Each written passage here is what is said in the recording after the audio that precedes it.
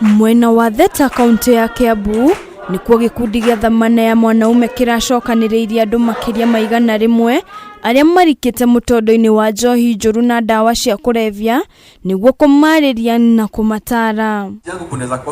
Mweke ũyũ ũkĩoywo kũgathĩrĩria makinya ma thirikari ma kũhinga irabu iria itakoretwo ihingĩtie watho, makiuga ĩno nĩ njĩra ĩmwe njega ya kuhurana na arĩa makoretwo makĩendia njohi njũru irabu-inĩ. Unakuta kuna vilabu kama 300 ama 200.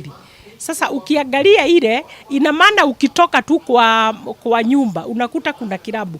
Kwa hivyo hatusemi tunaweza maliza pombe kabisa, lakini ni vizuri hata wakati tulikuwa tunazaliwa pombe bado ilikuwa inatumika, lakini yenye inatumika siku hizi inafanya vijana wetu wajisahau, hata hawana familia. MCA wa wadi ya Theta Moses Muiruri augite ni marathondeka mawatho marĩa megũteithia kuhurana na irabu iria iraruta wĩra mũgarũ na watho. Tunatengeneza kama county uniform laws ambazo zitatusaidia kukabidhi zile vilabu ambazo viko chini ama zinafanya kazi kinyume na sheria. Thirikari ni ũrĩtio kũiga keheri-inĩ kĩgĩna gĩa gwaka ceceni cia kũrũnga mĩtugo, kuona aingĩ arĩa me mũtondo-inĩ ũyũ maugĩte nĩ meharĩrĩirie kũgarũrũka no ĩndĩ matirĩ na ũhoti wa kwĩrĩhĩra ceceni icio. Both the county and the national government tuweze kutenga a portion of our budget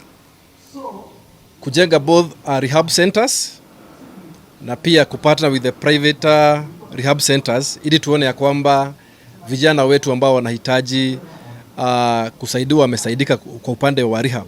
Wakati utanipeleka kwa hiyo rehabilitation center, mimi nitaenda tu nibadilike na nikuwe mtu mwingine mpya. Handũ-inĩ ha Kameme TV, rĩtwa rĩakwa nĩ Wanjikũ wa Batia.